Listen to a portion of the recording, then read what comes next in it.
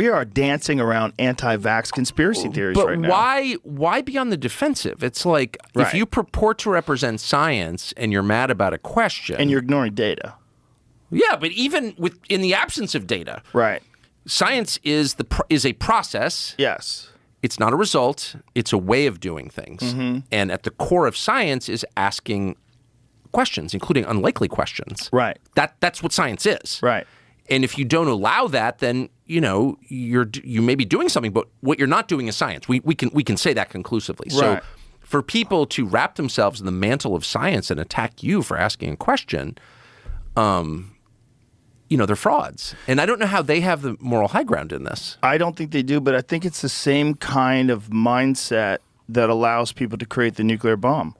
Because you say, listen, we're not even saying that vaccines cause autism, but let's say this. If you're looking at all the data of all the things that cause autism and you see that the vaccine schedule ramps up considerably and then you have autism, which seems to at least be more diagnosed than ever before, people will instantly say, we stopped polio, we stopped smallpox, vaccines have saved millions of lives, and they're probably right. We dropped that bomb to keep Germany from dropping that bomb. We need nuclear weapons so that other people don't have nuclear weapons. We do a thing that maybe has some negative effects but is overall good. And I think you can kind of apply that sort of logic and reasoning as a human being to very messy issues. Well, I think people do that. By the way. People do that with abortion, right? Sure. They do that with abortion. They do say with everything. A woman has a right to choose reproductive freedom. They say all these things. And then you say, okay, what if the baby is near term? What if it's 6 months old? What if it's 7 months old? And people don't want to have that conversation. Why? A woman has the right to choose. You're a fascist. Stay out of women's bodies. Does a woman have a right to kill you if you annoy her or inconvenience her? Well, this is where it gets weird. It's like, when is it a life? But it is one of those things that, to me, is a human problem. Yeah. Whereas humans have these very messy interactions with some things that don't line up with their ideology. And there's an ideology of science worship. There's an ideology of authoritarian worship. The bodies of science have bestowed the truth. If you ignore it, you're a science denier. And, those are political terms or theological terms. Mm-hmm. They're not terms rooted in science. And look, we all make trade-offs constantly. Everything's bad. It's a shit sandwich versus a shit croissant. I'll take the shit croissant. It's smaller. That's a daily experience for everybody. So I get that. And I don't think everything is a moral absolute either. We don't even know sometimes whether a decision will result in good or bad. So it's very complicated. I totally agree with that. What I object to is the absence of reason. Right. You have to believe, because I think it's true, that if you're reasonable, that you can reach maybe not the perfect decision, but a better decision. And if we don't believe that, then we're just in the land of witchcraft, and let's just admit it.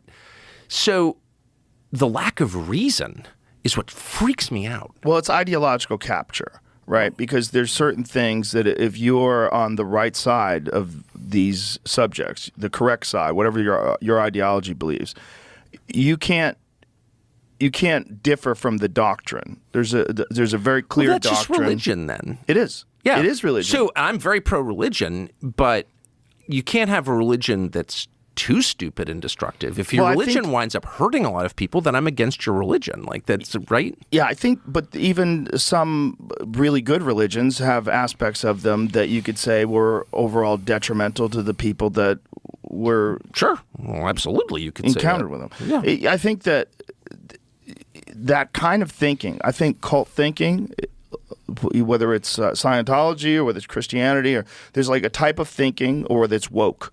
Woke is clearly a cult. It's a mind virus.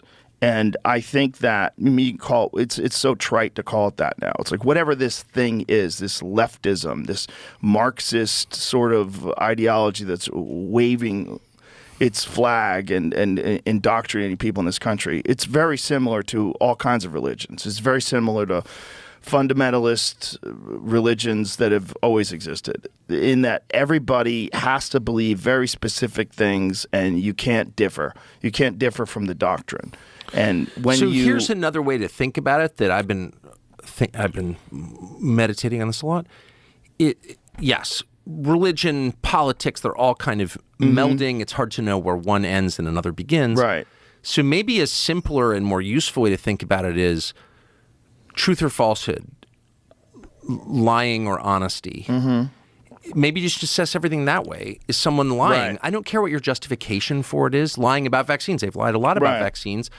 And they've done it, I think, in most cases because they feel like they're serving some greater good. Right. Like Well, that's the narrative, right? We can't tell people that there are vaccine injuries because they won't get vaccines, which are good for a big population. I understand the thinking. But how about this? You can't participate in lying.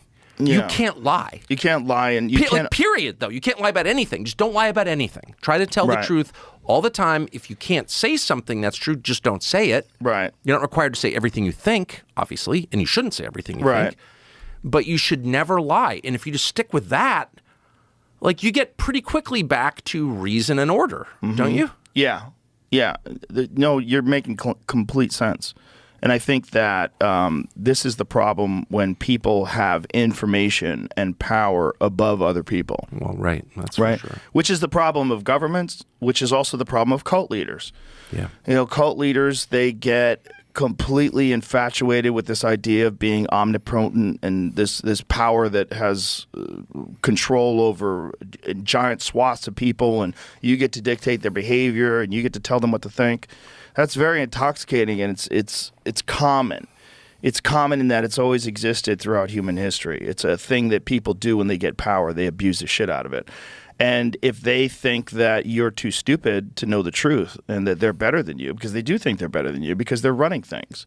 It's a natural inclination. It's a natural thought that people have. If they're the ones, if you guys are a bunch of dopes that are just listening to my orders and I tell you how to live your life and what to do, I'm naturally going to think I'm better than you. Well, people have lived under those systems since there have been systems, but always. What makes it particularly galling and hard to live with is when you call that system a democracy.